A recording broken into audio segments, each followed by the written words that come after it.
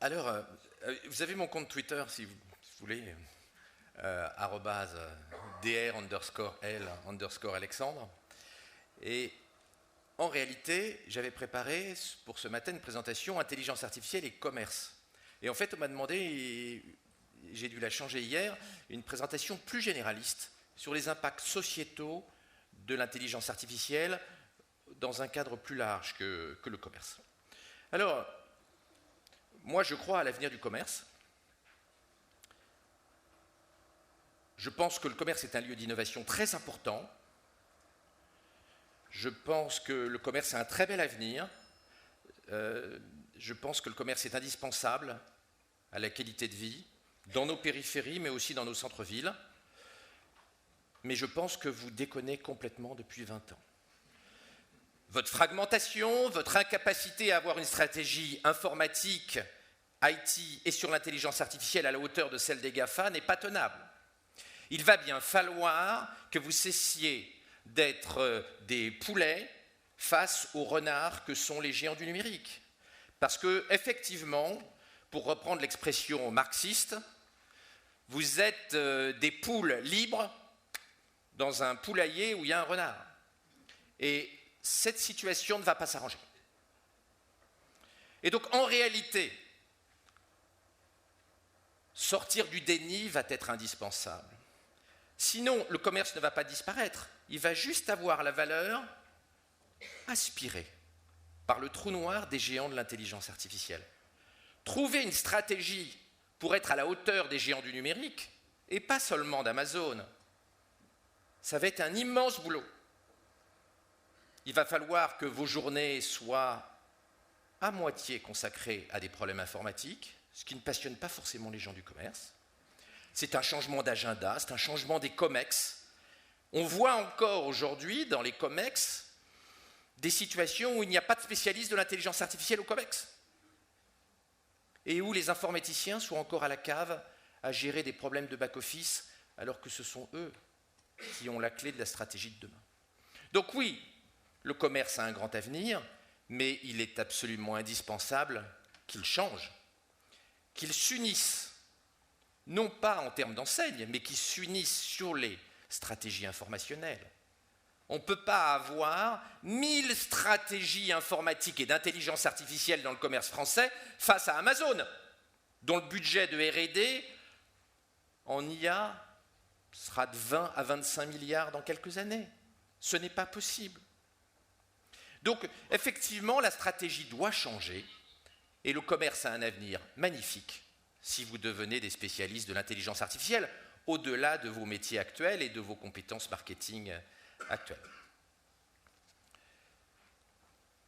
On va parler d'avenir. Je me permets de prendre ma tribune de la semaine dernière dans l'Express. L'Express m'a pour une fois censuré, parce que ma tribune la semaine dernière était « Les futurologues vont dire de plus en plus de conneries », et le rédacteur en chef a changé « conneries » par « âneries », trouvant que c'était plus politiquement correct. On va avoir beaucoup de mal à prédire le futur, pour plein de raisons. D'abord, on est face à des technologies qui sont explosives et qu'on connaît mal. On projette plein de fantasmes sur l'intelligence artificielle, donc il est difficile d'avoir une vision lucide. Les GAFA sont parfois capables de prendre des décisions très rapides. On murmure que Facebook veut faire une cryptocurrency, un équivalent de Bitcoin. Ce serait une révolution pour le commerce mondial.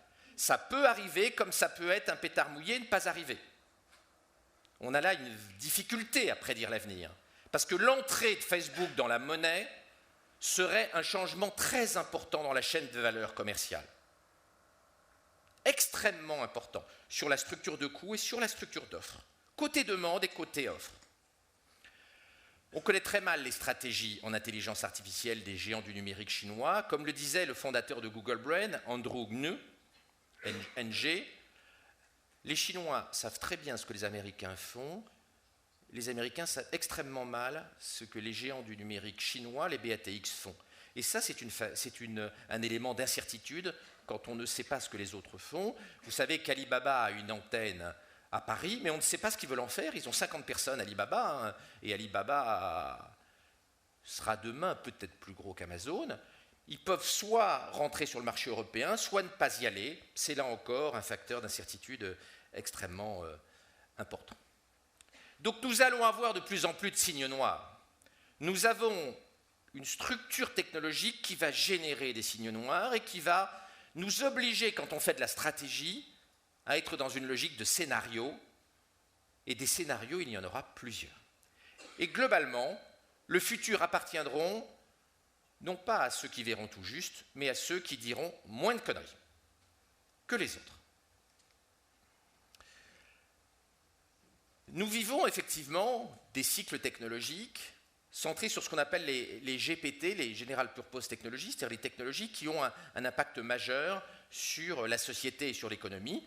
On en a eu plusieurs, le chemin de fer et la machine à vapeur, l'électricité, le moteur à explosion et les routes, le microprocesseur et aujourd'hui l'intelligence artificielle. C'est Kondratiev qui avait décrit ça dans la Russie soviétique. Ça a profondément déplu à Staline, parce que Staline pensait que dans son régime, il n'y aurait jamais de cycle économique, que la croissance serait très haute et constante. Et Kondratiev est parti au goulag et il a été exécuté en 1938, comme une bonne partie des savants soviétiques. Le New York Times expliquait au moment de la victoire d'IBM aux échecs qu'il faudrait 2 siècles pour qu'une machine sache jouer au jeu de Go. Ça s'est fait en 20 ans. Personne au monde n'aurait imaginé qu'Amazon, sans doute votre plus gros concurrent, en attendant les Chinois, un jour deviendrait un leader mondial des web services, du cloud computing et de la vente d'intelligence artificielle derrière le cloud, qui génère des marges tellement hallucinantes qu'Amazon va pouvoir travailler à perte sur le commerce pendant des années. Ça, c'est une incertitude. Car tout le monde pensait qu'Amazon allait finir par faire faillite. Parce qu'Amazon faisait chaque année, sauf exception, des pertes, puisque Amazon vend en réalité en dessous de son coût complet. Et là arrive l'intelligence artificielle et le cloud, qui donne une rente immense à Amazon et qui, au moins pour les 10 prochaines années, va lui permettre de rendre les offres commerciales des autres moins compétitives. De même, personne n'aurait pu imaginer que Jeff Bezos deviendrait l'homme le plus riche du monde et aurait un plan de développement de fusées à côté du programme du patron de Tesla, Elon Musk, aussi ambitieux. On voit bien que les technologies, l'apparition de nouveaux acteurs géants que sont les géants du numérique, changent notre capacité à prévoir le futur. L'intelligence artificielle, effectivement, elle crée ce qu'on appelle la cognification. On n'est plus sur une informatique traditionnelle, mais on est sur une gestion de l'intelligence, de la cognition. Et derrière, il y a une myriade d'interprétations. Des plus pessimistes qui imaginent qu'on va retrouver les campagnes luddites, c'est-à-dire les gens qui détruisaient les usines en Angleterre au début des années 1800, entre 1790 et puis 1830, avec la mise à mort de Lod, qui était le principal protagoniste, ils incendiaient toutes les nouvelles technologies. Donc entre ceux qui imaginent qu'on va avoir un ludisme 2.0, avec les gens qui vont aller brûler les GAFA et brûler l'intelligence artificielle, et puis à l'opposé, les fantasmes transhumanistes, extrêmement puissants de la Californie au Japon et à la Chine, par exemple Son, la plus grande fortune du Japon, qui a levé un fonds de 100 milliards et qui a un autre fonds de 100 milliards dans les pipes, rachète plein d'actifs dans l'intelligence artificielle. C'est lui qui a racheté les robots de Google, les robots de Boston Dynamics, et il a comme objectif d'accélérer le moment où l'intelligence artificielle va dépasser l'homme, et sa devise, c'est « nous devons faire des robots qui ont 10 000 de quotient intellectuel ». Le plus haut quotient intellectuel de l'histoire de l'humanité est à 250. En moyenne, les Français sont à 100 et dans la salle, vous êtes à 120. Oui, minimum. Vous voyez qu'entre la vision catastrophique, collapsologique et puis les visions technologiques folles, nous avons tous les intermédiaires. Mais ce que dit Son n'est pas inintéressant. Il y a, sur les bords du Pacifique, des gens qui ont une volonté démiurgique de changer le monde par la technologie, et vous voyez bien qu'un monde où nous aurions, dans l'hypothèse où il réussit ses paris, où nous aurions demain des robots dotés de 10 000 de quotient intellectuel, et il le prévoit pour dans 20 ans, et on lui a déjà confié 100 milliards, plus de 100 milliards, dans cette hypothèse-là, le commerce serait un tout petit peu bouleversé. L'industrialisation de l'intelligence artificielle est l'élément important du siècle qui vient, avec des conséquences sociales très, très, très difficiles à déterminer. Une chose est sûre, on a industrialisé l'intelligence artificielle sans démocratiser l'intelligence biologique. Il y a dans nos sociétés d'énormes écarts de capacité innovatrice, de capacité conceptuelle, de capacité à comprendre le monde entre les gens. Nous avons un énorme écart type des capacités intellectuelles. Il y a des gens innovants, il y a des gens moins innovants, et on voit déjà, dans la crise populiste actuelle, les effets de ces écarts intellectuels qui se traduisent directement par des écarts de capacité socio-économique. L'intelligence, ce n'est pas bisounours, hein. La définition de l'intelligence, elle est simple, c'est ce qui permet de prendre le pouvoir. Il n'y a qu'une définition, les autres, c'est pour les enfants de cœur, et les bonnes sœurs, et les philosophes. L'intelligence, c'est ce qui permet de prendre le pouvoir, c'est ce qui permet de prendre tous les pouvoirs, économiques, financiers, universitaires, académiques, managériaux. Et effectivement, si Mélenchon a le pouvoir, ce n'est pas parce qu'il colle les affiches mieux que les autres insoumis, c'est parce que c'est le plus intelligent, qu'on aime ou pas les théories chavésiennes qu'il propage. Et dans le petit commerce, il y a assez peu de gens qui voudraient que la France de 2032 soit le Venezuela de 2018. Avec 3 heures de file d'attente pour avoir une bouteille d'eau. Ça concerne aussi le commerce.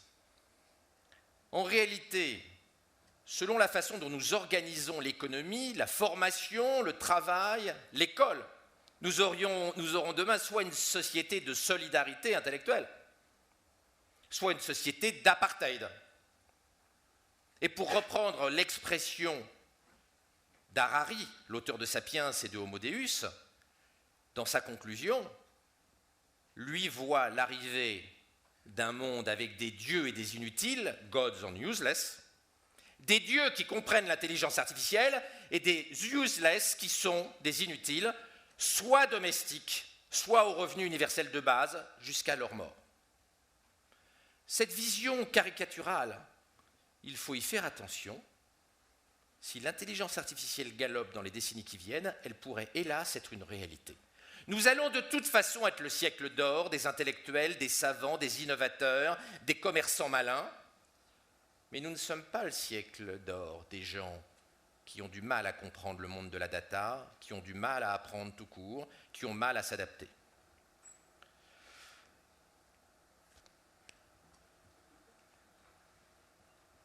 Finalement, moi aujourd'hui j'ai tendance à penser qu'il y a 4 niveaux où on peut voir l'impact des technologies actuelles et de l'intelligence artificielle. C'est le niveau individuel, le niveau de l'entreprise, le niveau de la nation et le niveau de l'humanité. Au niveau individuel, le maître mot, c'est la complexité. Le monde devient très complexe, devient trop complexe pour beaucoup de gens. Au niveau de l'entreprise, on a une augmentation de l'imprévisibilité. Qui parmi vos anciens aurait imaginé qu'Amazon deviendrait le monstre qu'il est devenu et que les enfants aient un réflexe pour acheter, c'est d'aller sur leur iPhone et de taper Amazon.com. C'est le premier réflexe de nos enfants. Et c'est une tendance de fond. Au niveau de la nation, bien sûr, c'est la gestion des inégalités. Le commerce, l'organisation économique sera fort variable si nous arrivons à réguler les énormes inégalités en train d'apparaître. Et selon qu'on a un modèle où nous arrivons à aider tout le monde à rentrer dans le monde de l'intelligence artificielle, où nous avons le monde qu'Harari décrit avec des dieux et des inutiles, nous aurons deux sociétés différentes et deux organisations du commerce extrêmement différentes. Enfin, au niveau de l'humanité, il y a très clairement derrière ces technologies un vertige. À tort ou à raison, beaucoup de gens ont peur de ces technologies-là. En Occident, c'est le contraire en Chine. Dans les derniers sondages, 85% des Chinois pensent que l'IA va les rendre plus riches, va rendre leurs enfants plus heureux, leur permettre de faire des meilleures études et d'avoir une meilleure situation sociale dans les décennies qui viennent. Alors d'où vient l'intelligence artificielle? Elle vient d'un extraordinaire mensonge. En 1956, au Dartmouth College, lors de la première conférence sur l'intelligence artificielle. Ils ont fait la même chose qu'Éric le Rouge quand il a manipulé ses marins. Il ne voulait pas aller plus loin. Il leur a dit, il y a là-bas une terre extrêmement fertile et toute verte, le Groenland. Ils sont tous morts. Après, les Danois ont fait une deuxième colonisation, mais la totalité des gens qui sont allés coloniser le Groenland avec Éric le Rouge sont morts de froid en 2 siècles. En Islande, ils ont survécu, ça a été un peu hard et pas très rigolo, mais ils ont survécu. Au Groenland, ils sont tous morts. Eh bien, au Dartmouth College, les mousquetaires, on les appelle comme ça, qui ont inventé le mot intelligence artificielle, cherchaient un mot pour avoir du pognon. Les académiques cherchent tout le temps du pognon, il n'y a pas que les commerçants. Mais sauf qu'eux, ils vont le chercher chez l'État, alors que vous allez le chercher chez vos clients. Et l'un des 4 a dit, on devrait appeler ça intelligence artificielle, pour les médias et pour aller piquer des subventions, ce sera mieux. C'est Éric le Rouge revisité. Sauf qu'il fait moins froid dans les laboratoires d'intelligence artificielle qu'au Groenland. L'intelligence artificielle n'a pas marché jusqu'en 2012 et fin 2011, fin 2012, avec de nouveaux processeurs, qu'on appelle les processeurs GPU, et avec de nouvelles technologies, et adossés sur les montagnes de données que produisent les GAFA et que nous mettons chez les géants du numérique, le deep learning s'est développé. Il y a 4 étapes à l'intelligence artificielle. Les algorithmes traditionnels, la phase 1. La phase 2, c'est le deep learning, c'est-à-dire d'essayer de reproduire les réseaux de neurones de notre cerveau sous une forme virtuelle. Une 3e étape qu'on espère vers 2030-2040 avec des intelligences artificielles qui seraient moins connes que l'intelligence artificielle actuelle. Et puis, le scénario à la Hollywood, mais qui est loin d'être une certitude, c'est le scénario où l'intelligence artificielle dépasserait l'homme et aurait une intelligence de type humaine, comme on a dans le film Ex Machina. Je suppose que tout le monde a vu Ex Machina. Qui n'a pas vu Ex Machina? Ah ben, vous avez tort. Un commerçant qui veut comprendre les scénarios d'intelligence artificielle devrait regarder Ex Machina. Pour vous la faire courte, c'est une histoire où l'intelligence artificielle, qui est sous une forme robotique, au milieu, fait croire au jeune garçon à droite, qui est puceau, comme beaucoup d'informaticiens, non mais pas tous, hein, ils ne sont pas tous Asperger et timides avec les filles, elle lui fait croire qu'elle est amoureuse, il se fait avoir, il la libère et elle tue tout le monde.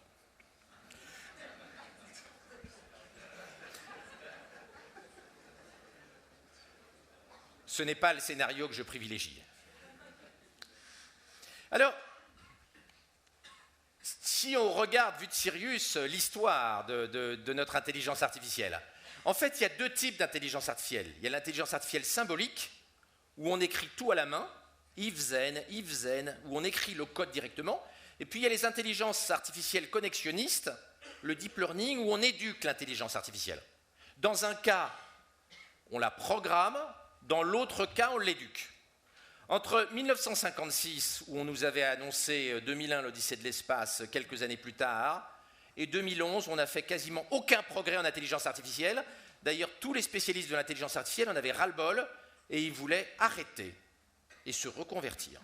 Et tout d'un coup, l'intelligence artificielle connexionniste se développe extrêmement vite, depuis maintenant 7 ans. Et ça a plein de conséquences.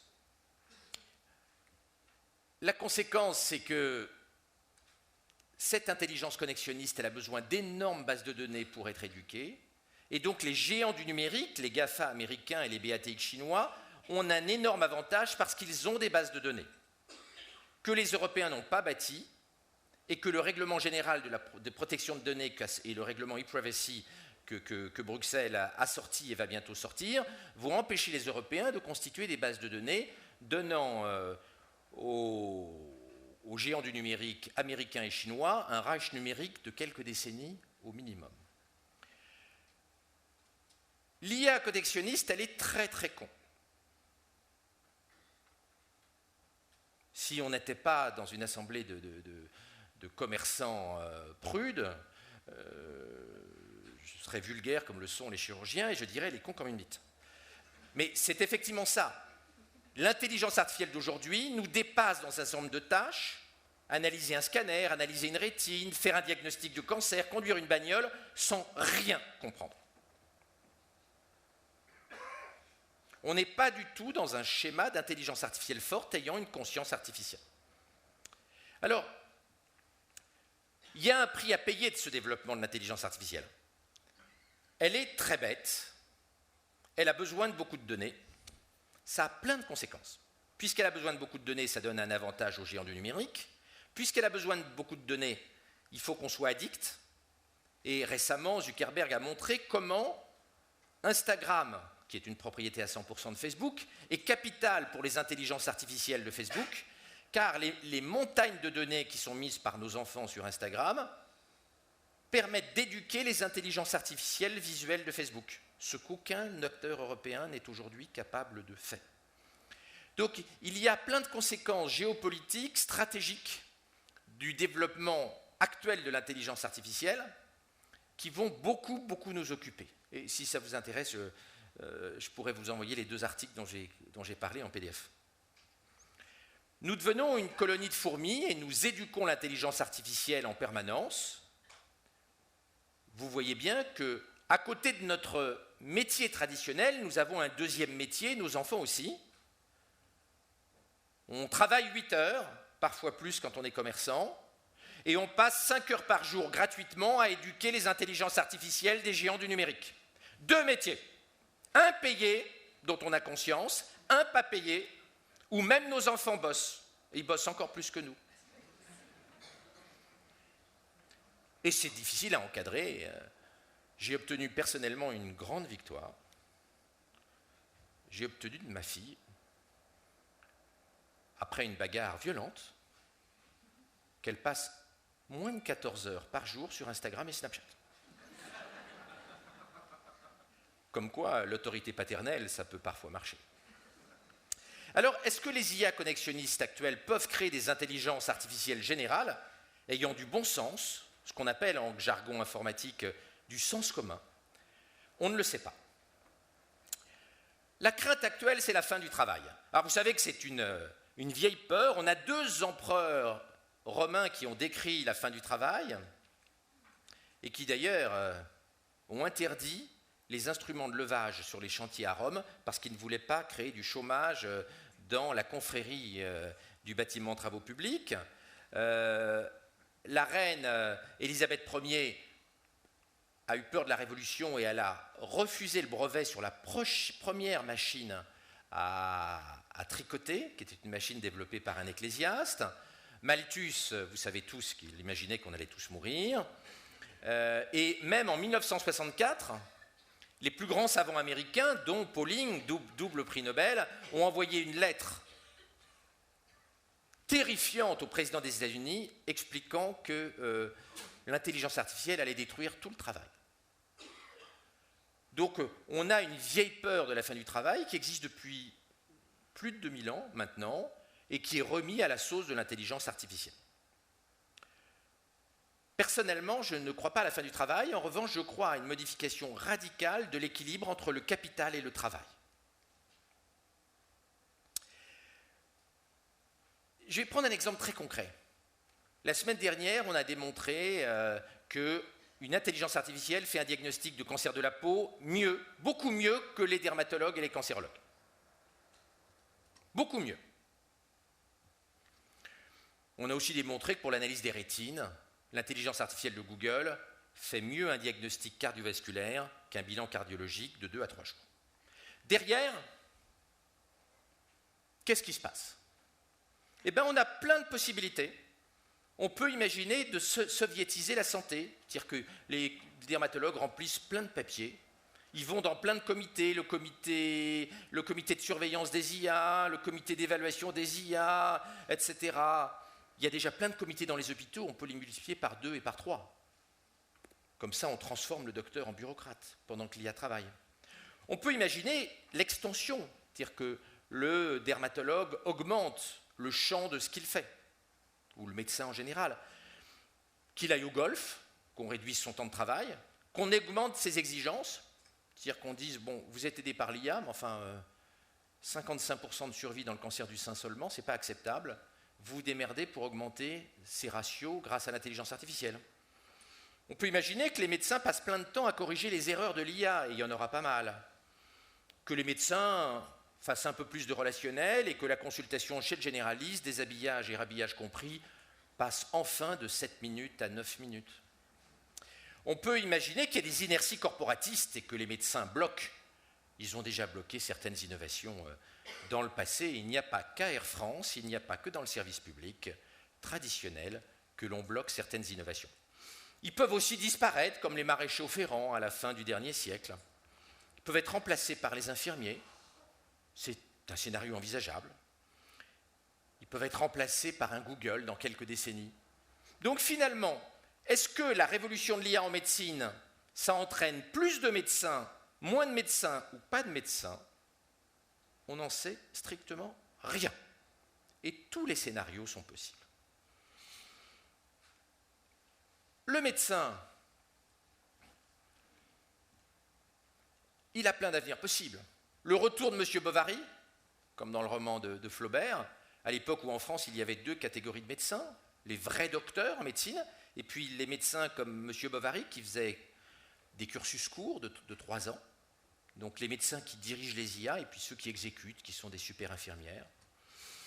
Les médecins peuvent se révolter, peuvent être dans le déni, ils peuvent chercher à gagner plus en prenant de la marge sur l'IA. Le métier médical peut complètement se fragmenter avec une explosion du métier au sens où on l'entend.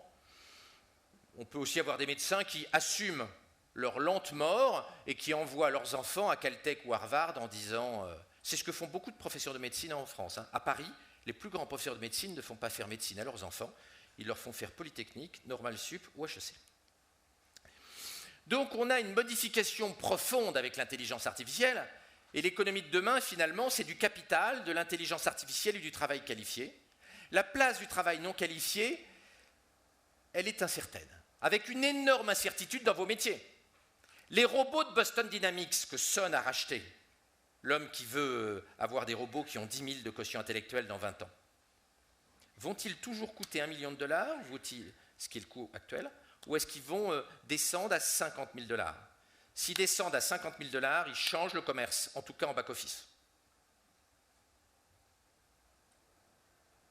Parce qu'ils travailleront 24 heures sur 24. L'entrée de Sud Commerce et de la CGT chez les robots est assez peu probable. À court terme, tant que les intelligences artificielles n'ont pas de conscience artificielle. Donc on a une énorme incertitude côté robotique, côté back-office. Alors, moi, mon scénario, mais il y a plein de scénarios possibles, hein. Mon scénario, c'est qu'en fait, si on prend le haut du panier en jaune, le middle management, les gens à qualification moyenne, et puis les gens à basse qualification en rouge, eh bien, mon scénario, il est en 3 phases. On va continuer la phase actuelle, où sur les hautes qualifications, on est à peu près à l'équilibre. On va avoir une baisse du pouvoir d'achat qui va continuer sur les moyennes qualifications. Et vous savez qu'en Allemagne, aux États-Unis, en France, les classes moyennes n'ont pas gagné 1 point de pouvoir d'achat sur les 30 dernières années. Pas 1 point. Il n'y a pas de chômage de masse des classes moyennes, mais leur rémunération ne bouge plus. Troisièmement, on a une augmentation du travail non qualifié. Il y a de plus en plus de tâches en back-office. Et comme on a donné des diplômes en chocolat à tout le monde, on se retrouve avec des bacs plus simples qui font les steaks dans les McDonald's. ou qui sont postiers. Et d'ailleurs, Sud est la conséquence de l'aigreur des Bac plus 4 ou Bac plus 5 qui finissent sur une bicyclette. Et à la fin, on a Besancenot. Ben oui, il est Bac plus 5, Besancenot. Vous prenez des Bac plus 5, vous les mettez sur une bicyclette, surtout dans les zones de montagne, à la fin, ils font Sud-Savoie.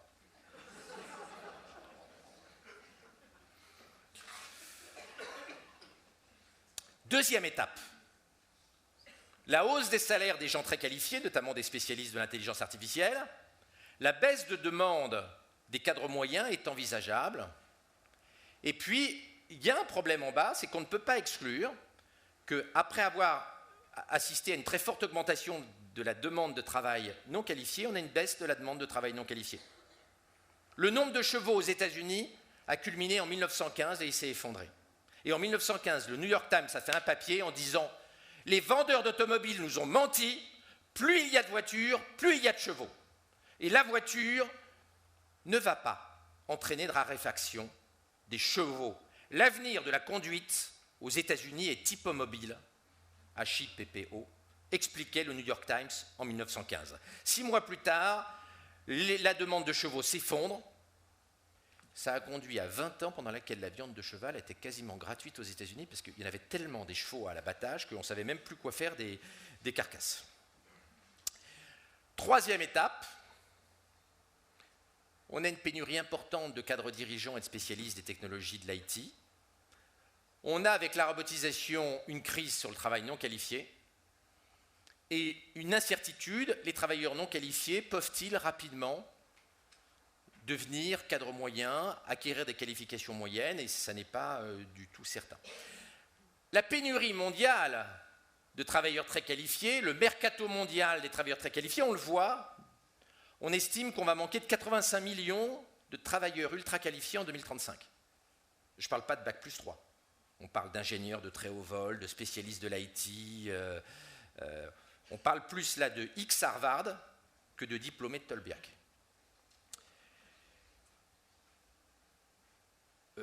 Le Tolbiac d'aujourd'hui, je ne parle pas du Tolbiac de passé. Ce mercato des cerveaux, vous, dans le commerce, vous allez beaucoup y souffrir. Vous avez vu combien Google et les autres paient leurs spécialistes d'intelligence artificielle. Jusqu'à 2 millions de dollars par mois, pas par an, 2 millions de dollars. Il va être compliqué avec la grille salariale de Carrefour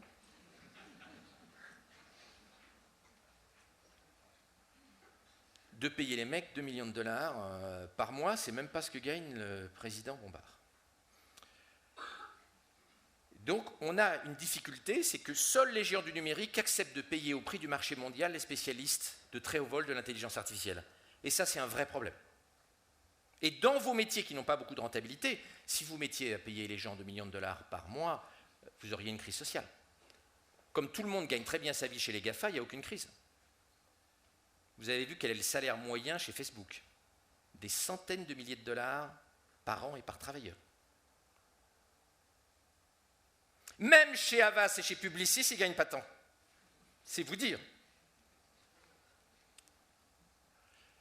Donc nous avons plein de scénarios possibles sur le rapport entre le travail humain et le travail biologique. Il y a des gens comme le prix Nobel Stiglitz qui proposent d'interdire l'intelligence artificielle. Il y a le syndrome Apollo, l'intelligence artificielle finalement ne fonctionne pas bien. Il y a le scénario optimiste, finalement c'est une crise schumpeterienne et puis ça s'arrange, l'économie est résiliente et va absorber le choc de l'intelligence artificielle et va en sortir renforcée. Il y a la vision de Kasparov, le joueur d'échecs, qui imagine qu'on va complètement fusionner fonctionnellement avec l'intelligence artificielle. Il parle de l'idée de Centaure. Il y a le scénario à la Harari avec un apartheid intellectuel terrible entre ceux qui réussissent à comprendre l'IA et ceux qui ne le comprennent pas. Il y a le scénario d'Elon Musk. Vous avez vu que Elon Musk a créé une société, Neuralink, destinée à mettre des microprocesseurs dans le cerveau de nos enfants, de manière à les rendre compétitifs vis-à-vis des petits asiatiques et compétitifs vis-à-vis de l'intelligence artificielle. Quoi qu'on pense philosophiquement, politiquement de ce type de technologie, vous voyez bien que ce serait un petit peu disruptif.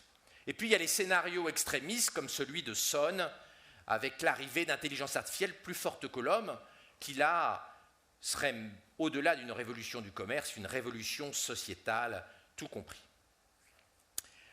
Pour faire simple, si on met sur l'axe le développement de l'intelligence artificielle et sur l'axe Y le développement du cerveau, on a 4 cases.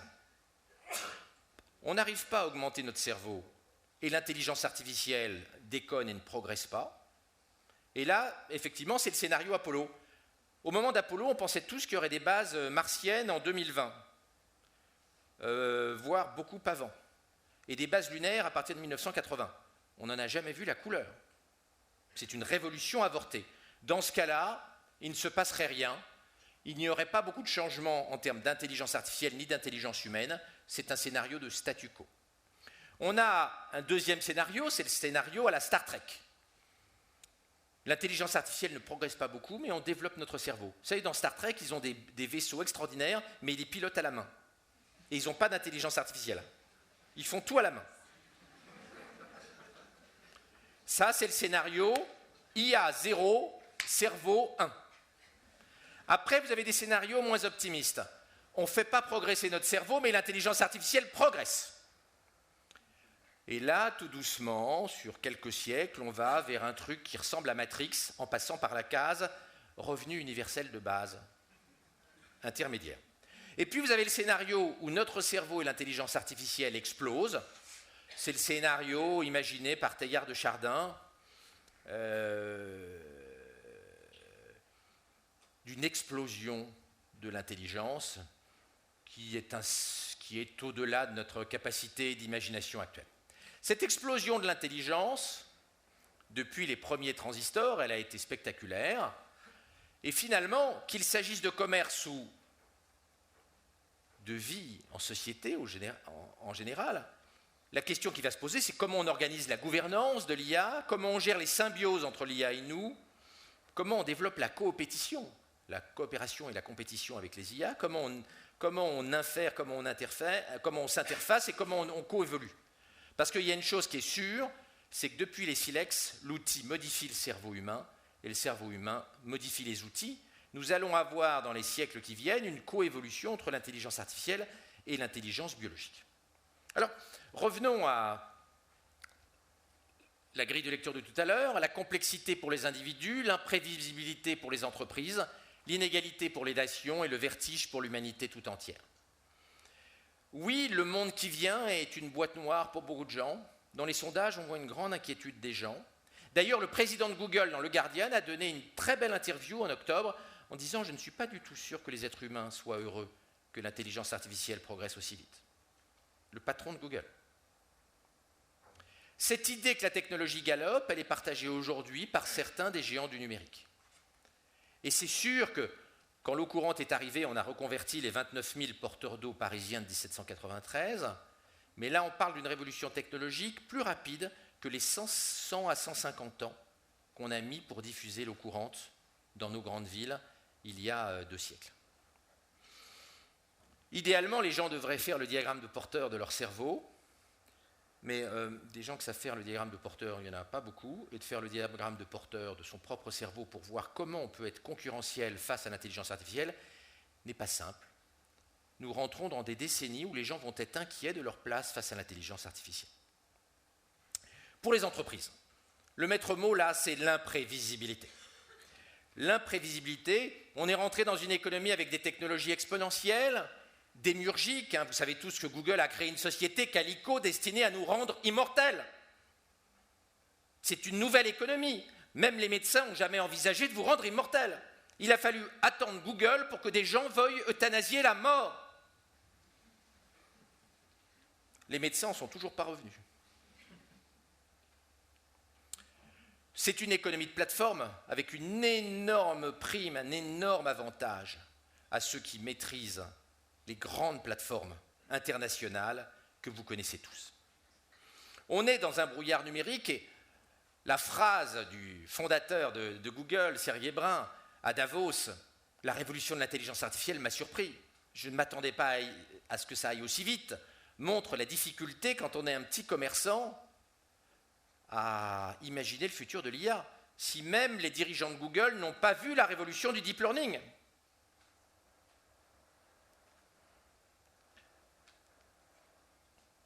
Ce qu'on appelle en finance le bêta, c'est-à-dire le risque, va augmenter. Des Kodak sur pattes, il y en a plein dans le monde du commerce. Mais ils ne le savent pas. Mais Kodak non plus ne savait pas. Il est clair que dans les 20 années qui viennent, les gens qui ne seront pas capables de lutter contre l'IA d'Amazon sortiront du marché ou verront leur valeur ajoutée captée par d'autres acteurs. Nous sommes face à une vraie révolution schumpeterienne face aux géants du numérique. Et les choses peuvent aller vite. Forbes, quelques jours avant la sortie de l'iPhone 1, avait fait une extraordinaire couverture avec une interview du patron de Nokia qui se terminait par l'idée que jamais personne ne pourrait concurrencer Nokia. Nokia est mort en matière de téléphone portable, vous le savez bien. On ne rappellera pas que WhatsApp s'est vendu 2 fois plus cher que Peugeot et que Netflix vaut 75 fois plus cher que la première chaîne de télévision européenne qui est TF1. 75 fois. Il valait mieux acheter des actions Netflix que des actions TF1 pour votre retraite. Il va falloir faire beaucoup de veille, y compris face aux acteurs chinois. On a vu, ce n'est pas votre secteur, mais on a vu un spécialiste de l'IA attaquer les orthodontistes avec les gouttières Invisalign. C'est un joli cas d'école. Et si j'étais commerçant, je regarderais l'affaire Invisalign. Parce que ce qui s'est passé sur Invisalign, eh ben, ça peut arriver dans chaque franchise de commerce. La frontière entre le domaine de l'intelligence artificielle et le domaine de l'intelligence biologique, elle va être très hétérogène. Et le boulot du manager, ça va être de suivre, de piloter, d'évaluer ce qu'il faut donner à l'intelligence artificielle et ce qu'il faut donner à l'intelligence biologique. Et ça va être très mouvant. Il y a des choses qu'on pensait hors de portée d'une intelligence artificielle. Personne au monde ne pensait qu'une voiture pouvait se conduire seule. Personne au monde ne pensait qu'une intelligence artificielle puisse faire un diagnostic de cancer il y a seulement 5 ans. Il va falloir être très mobile, stratégiquement, très agile, sans tomber dans les pièges des effets de mode. Par exemple, n'achetez pas de chatbot. C'est des coups foireux, les chatbots. Ça ne marche pas. C'est juste pour pigeonner les entrepreneurs. Il n'y a pas de vendeur de chatbot ici, j'espère. Non, excusez-moi, j'ai peut-être dit une bêtise. Juste quelques utilisateurs peut-être dans leurs enseignes. Ouais, investissez pas trop. Mais on peut peut-être en parler en privé, c'est un sujet. Si c'est vous qui avez fait acheter par votre enseigne le chatbot.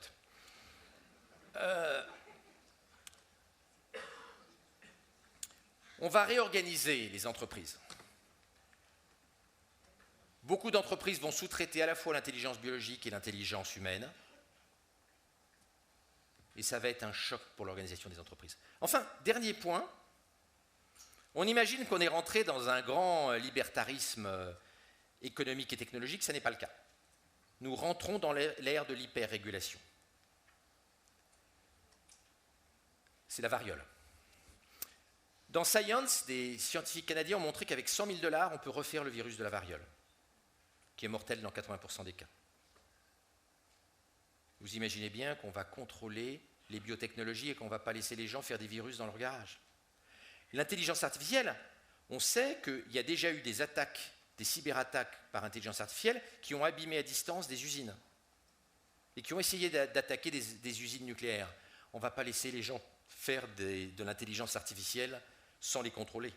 Nous allons avoir un contrôle des technologies NBIC, les nanobiotechnologies, l'informatique et l'intelligence artificielle et la robotique, qui vont être de plus en plus forts. On commence à avoir une régulation des drones, et vous avez vu qu'il y a une très belle démonstration qui a été faite.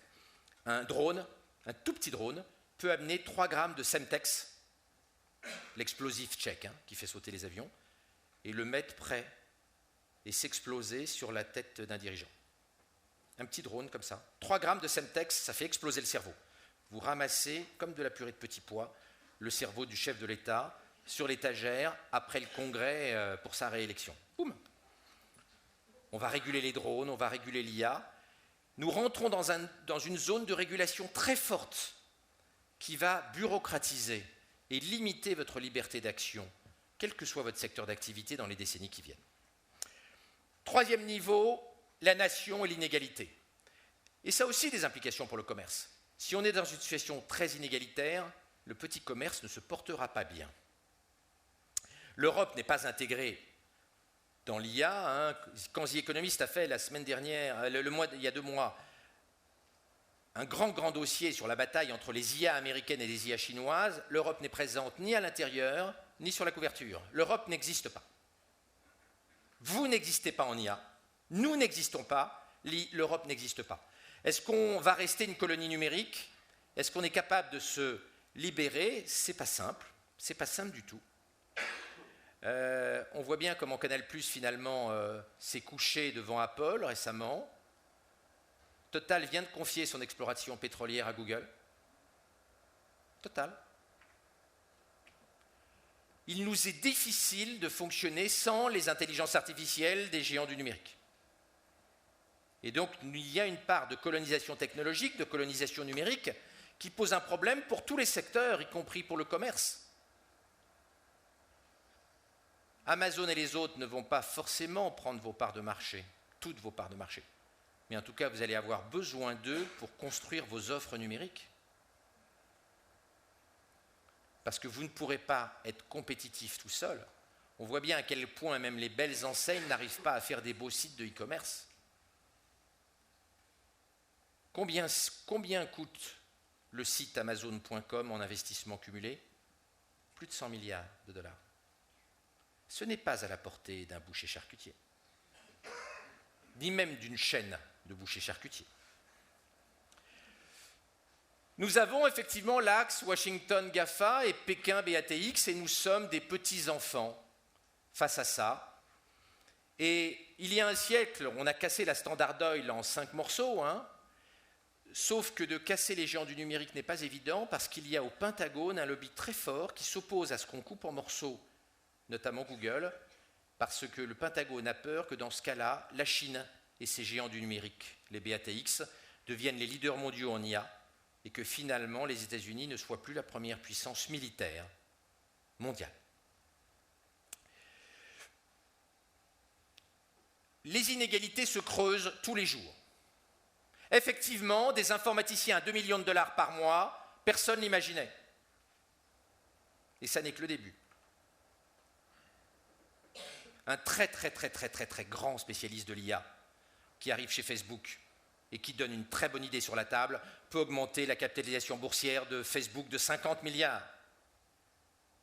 Vous imaginez bien qu'on lui donnera plus de 50 000 $ de stock option. Il y a des paquets de stock option au-dessus de 100 millions de dollars par tête chez certains des GAFA.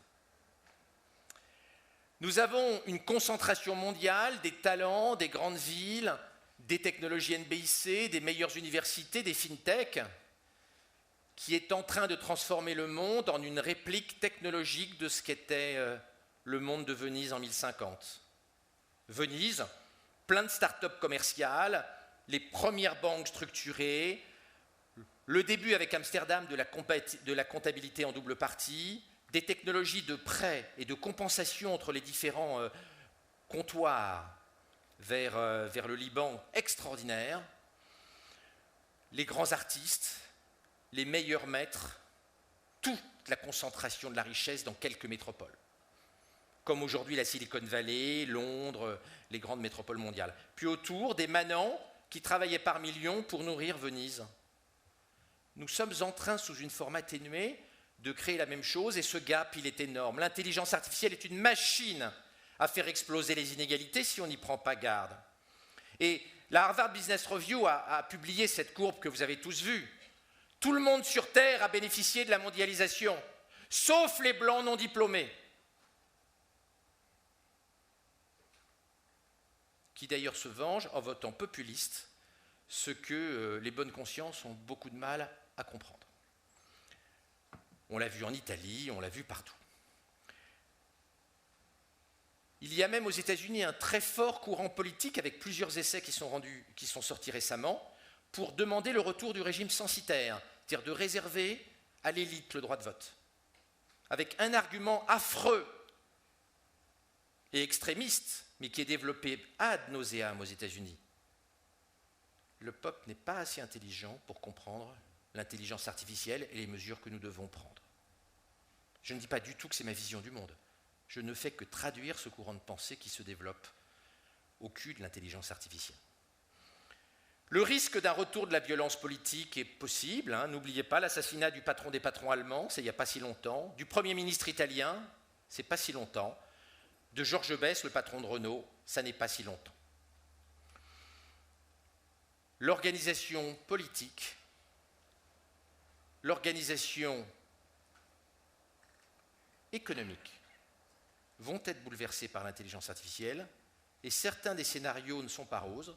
Ce sont des scénarios où nous créons un gap énorme entre ceux qui comprennent l'intelligence artificielle et ceux qui ne la comprennent pas.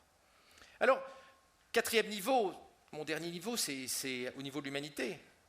On a un problème collectif à l'échelle mondiale, c'est qu'en fait, on a créé Homo Deus, nous avons maintenant des technologies démiurgiques, l'intelligence artificielle, la génétique, les technologies du cerveau, mais on est en rodage. L'homme-dieu est en rodage. Nous ne savons pas comment réguler et organiser ces technologies. Nous avons une régulation de retard par rapport à la révolution technologique. C'est souvent arrivé. L'État-providence est arrivé plusieurs décennies après la crise de 1929. Aujourd'hui, nous avons une révolution technologique. Nous n'avons absolument pas la régulation technologique qui va et qui forcément doit être mondiale. Même Macron a fait la publicité d'Homo Deus en recevant Harari à l'Élysée. Ce pouvoir démiurgique, on parle là du courant transhumaniste qui est extrêmement fort en Californie et puis en Chine, veut casser toutes les limites de l'homme, tuer la mort. C'est pour ça que Google a créé une société destinée à nous rendre immortels, créer une espèce humaine multiplanétaire, ce que fait Amazon maintenant avec les fusées Blue Origin, qui vont permettre aussi de livrer sur la Lune. Il veut faire une navette régulière vers la Lune. Donc si vous voulez ouvrir une franchise sur la Lune, il va falloir soit passer un deal avec Amazon, soit vous dépêcher et mutualiser, parce qu'il dépense 1,5 milliard de dollars par an pour ces fusées. L'enhancement, l'augmentation cérébrale, la fusion entre l'intelligence artificielle et les cerveaux, c'est le projet d'Elon Musk Neuralink dont on parlait tout à l'heure, et puis le bébé à la carte, la fabrication de la vie artificielle qui fait tant peur en France à la mouvance catholique de Sens commun et de la Manif pour tous. On voit à quel point tout ça, cette mort de la mort, paraît normale et bénigne aux États-Unis avec The Economist, Time, qui régulièrement parle de ces sujets-là. Time demande benoîtement, est-ce que Google va vraiment bientôt tuer la mort? Et répond, en 2045, c'est possible. Et The Economist explique qu'on va avoir des bébés plus intelligents au QI en les fabriquant en éprouvettes grâce aux nouvelles technologies génétiques. Le monde créé par l'intelligence artificielle, il est vertigineux, et pas seulement parce qu'il se passe plein de sales choses dans le darknet, le web sombre, mais aussi parce que nous avons beaucoup de mal à ne pas cauchemardiser derrière. On voit bien comment Elon Musk est persuadé que l'intelligence artificielle va nous bouffer.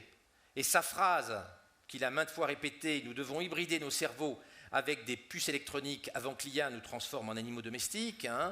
Et vous savez, il explique comment il imagine que dans le meilleur des cas, l'intelligence artificielle nous traitera les plus gentils d'entre nous comme il traite son labrador.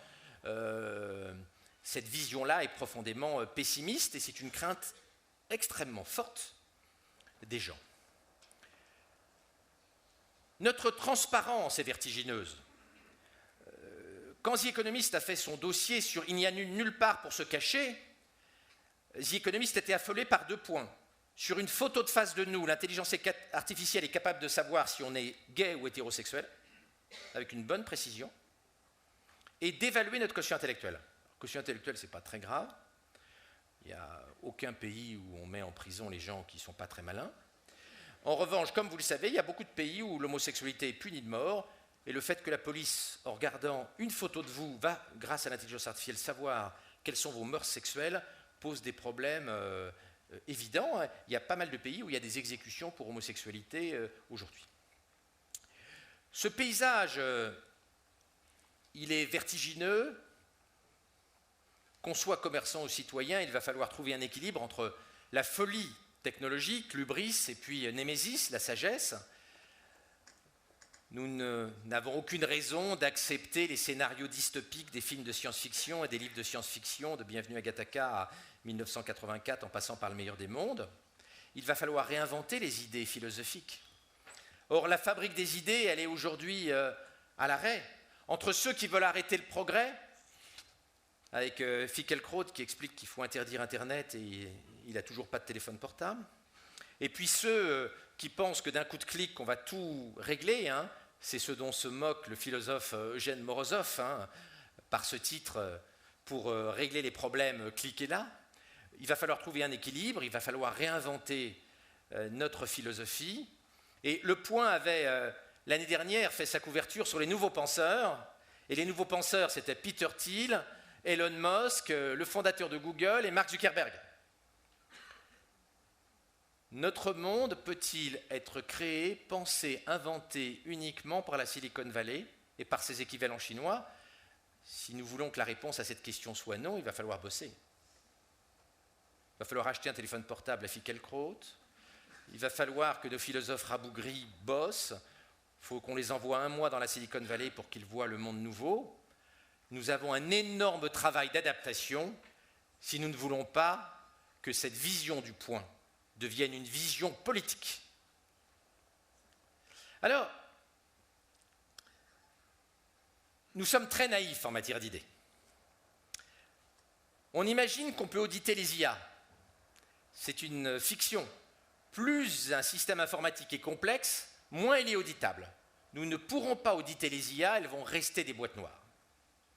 Et puis, on a un deuxième problème qui est qu'on imagine, c'est le rapport de Cédric Villani, pour une IA éthique. On imagine qu'on peut facilement avoir des intelligences artificielles éthiques. Mais de quelle éthique parle-t-on?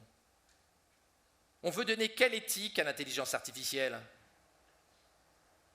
Donner l'éthique qui faisait que dans cet hôpital au Québec, on lobotomisait les garçons qui se masturbaient trop dans les années 50, avec l'accord de monsieur le curé, des médecins, de tout le monde. C'est ça l'éthique qu'on va mettre? Ou notre éthique d'aujourd'hui? On va mettre l'éthique de quelle religion? De quel pays? On imagine qu'il y a une éthique universelle, définitive, or il n'y en a pas. Et donc donner une éthique à l'intelligence artificielle est très compliqué parce que nous changeons d'éthique comme nous changeons de chemise.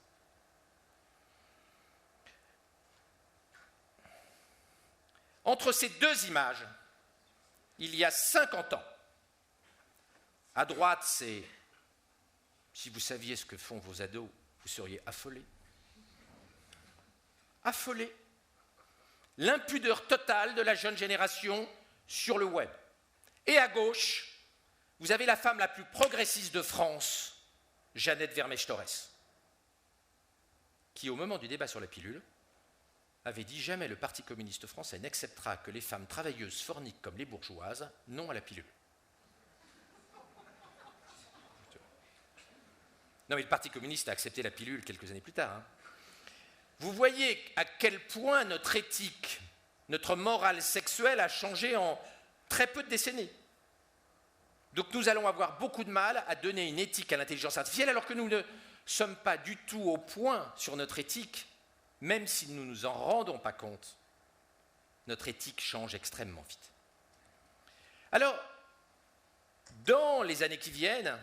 Et dans les minutes qui viennent, si possible, parce qu'on est... Voilà. J'ai fini dans 5 minutes. Parfait, merci. On va avoir une vraie révolution du cerveau. Aujourd'hui, il faut qu'on règle le problème de la déconnexion, de la désynchronisation entre les deux écoles.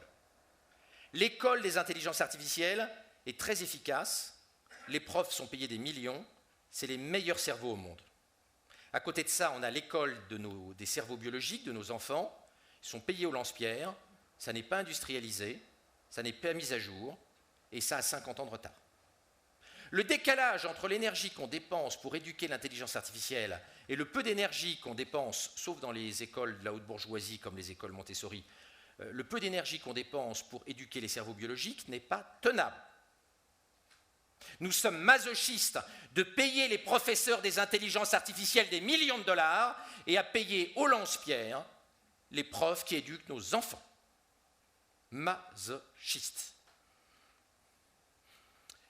C'est ce qui m'a beaucoup angoissé et troublé dans l'écriture de mon dernier bouquin, La guerre des intelligences. Alors, il faut bien comprendre qu'on a un petit problème de timing. Entre ça et ça, il faut 30 ans et en plus, ça ne marche pas toujours. Parfois, il ne faut rien à l'école et il ne devient pas ingénieur ou il ne devient pas docteur. Et il se contente de fumer du hache, le petit. Et comme vous savez, dans le processus qui va de la droite à la gauche, le moment initial est sans doute le plus simple et le plus agréable.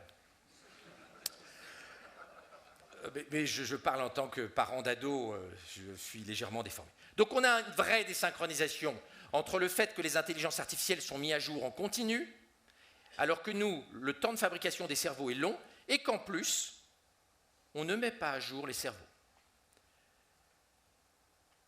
Nous allons connaître une crise sociale, c'est ma conviction, dans les décennies qui viennent, parce que dans la société de l'intelligence artificielle et de la connaissance, plus on est intelligent, plus on va être influent et on va gagner d'argent. On le voit bien avec nos ingénieurs payés en millions de dollars. Donc on va avoir une courbe exponentielle entre le quotient intellectuel et les revenus. Par ailleurs, l'efficacité de l'éducation est aussi corrélée à nos capacités intellectuelles. Les gens innovants et malins apprennent plus vite que les gens plus lents. C'est tautologique, mais c'est un problème. C'est d'autant plus un problème que ce sont les gens les moins doués qui vont être bouleversés en premier par l'IA et qui vont devoir se reconvertir. Je me fais assez peu de soucis sur la reconversion des dermatologues face à l'IA. Je me fais plus de soucis pour les ouvrières des zones rurales. Et puis on a un troisième truc, et ça c'est un scandale politique, c'est que plus les enfants sont doués, plus on investit en éducation et en recherche pédagogique chez eux. Une école Montessori aux États-Unis, une maternelle Montessori, c'est 60 000 $ par an et par enfant. Une bonne partie des instituteurs, une bonne partie des maîtres, même en maternelle, sont PhD. Je peux vous promettre que dans le 9-3, ce n'est pas le cas. Et donc, ces trois courbes sont terribles et favorisent le développement d'inégalités importantes. Et la formation professionnelle est une technologie qui ne marche pas très bien. Aux États-Unis, un rapport terrible a été fait qui s'appelle Le Mirage et qui montre comment l'impact de la formation professionnelle est nul sur le niveau de qualification des travailleurs. Contrairement à ce que tous les bienveillants et les gens bien intentionnés pensent à tort. Alors, on a derrière ce constat que l'école ne marche pas bien, la volonté d'utiliser la technologie, Elon Musk avec Neuralink, chez Google, Kurzweil qui veut lui aussi mettre des implants intracérébraux pour nous rendre égaux avec la machine. Il y a en Chine une volonté assez forte de faire de l'eugénisme, avec une étude des sondages qui ont été faits par BETC, justement, qui montrait qu'une bonne partie des Chinois étaient favorables à l'utilisation des technologies génétiques pour augmenter le QI de leur bébé, alors que dans un pays comme la France, ça n'est que 13%. Et Google, la filiale de Google 23andMe, possède même un brevet sur la sélection des embryons pour faire des plus beaux bébés plus malins. Donc il va falloir se battre pour assurer une bonne complémentarité entre les travailleurs biologiques et l'intelligence artificielle, mais ce n'est pas simple. Vous voyez,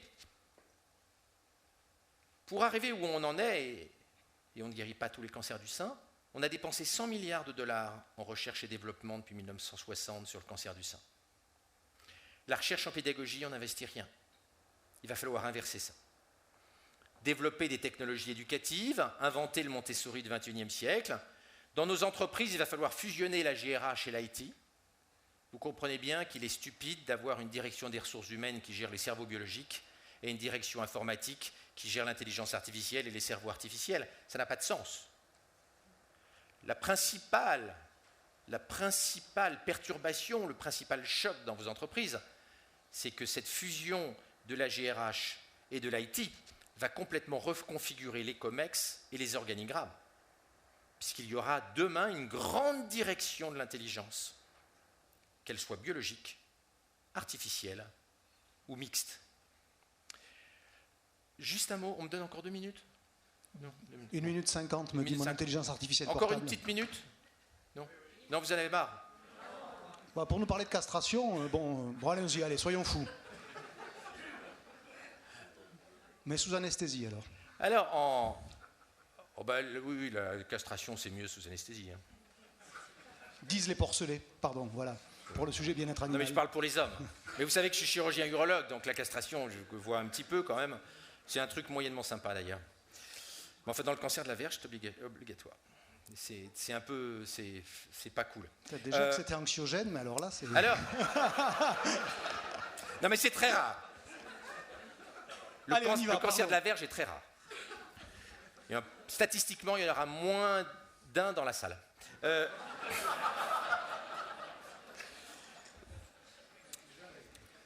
Et donc, il faut qu'on fasse gaffe sur les jeunes de génération. L'idéologie des TED, des TEDx, du X-Prize aux États-Unis, c'est de dire que finalement on est un loser si on ne change pas en 10 ans la vie d'1 milliard d'individus. On va rendre les jeunes générations folles. Moi, je vois plein de gamins, plein d'ados qui me suivent sur Twitter, etc., qui m'appellent en me disant « Je suis un minable. Je ne change pas le monde. Je ne change pas la vie. » On est en train de faire croire aux classes moyennes qu'elles vont changer la vie d'1 milliard de personnes. Elles vont être profondément aigries et malheureuses quand il va falloir faire de la comptabilité dans telle enseigne chez vous, gérer la gestion des caddies ou être marketeur. Et il faut qu'on fasse attention. Il y a un courant très pernicieux qui donne des objectifs inatteignables aux jeunes générations. Et quand elles vont découvrir la réalité, parfois médiocre, parfois difficile du monde du travail, il va y avoir plein de gens déprimés. Nous allons faire la fortune des vendeurs de Prozac. Alors, je vais passer... Non, là j'en ai pour... Je vais passer. Je vais aller à la conclusion.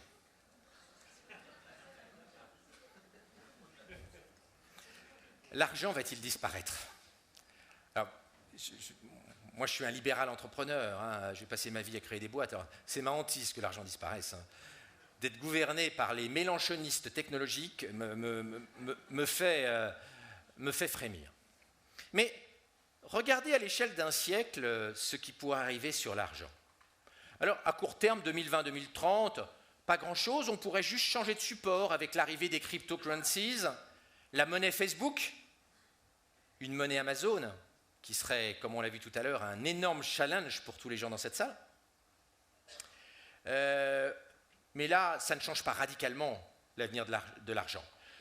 À l'horizon 2040-2060, on pourrait avoir, si le scénario d'Harari se développait, et si on n'arrive pas à intégrer les travailleurs moins qualifiés, on pourrait avoir un apartheid intellectuel et une vraie révolution, modèle Robespierre. Et puis si Musk a raison, si Son a raison, si les gens de Google a raison, et que demain nous fusionnons complètement avec l'intelligence artificielle, et qu'il y a un grand complexe neurotechnologique et que nous soyons tous hybridés, l'argent n'a plus beaucoup de sens, parce que nous ne serions plus qu'une grande collectivité intellectuelle, et dans ce cas-là, il n'est pas certain que l'argent persiste. Donc l'avenir à long terme de nos métiers passe peut-être par un monde sans argent. Je vais juste dire un petit mot en conclusion. Ça fait combien de conclusions, cette affaire? Non, mais c'est la dernière, c'est la vraie. Nous avons, nous les managers, nous les innovateurs, nous les entrepreneurs, nous les gens de la société civile, on a aujourd'hui une responsabilité historique. Et aujourd'hui, on est des couilles molles.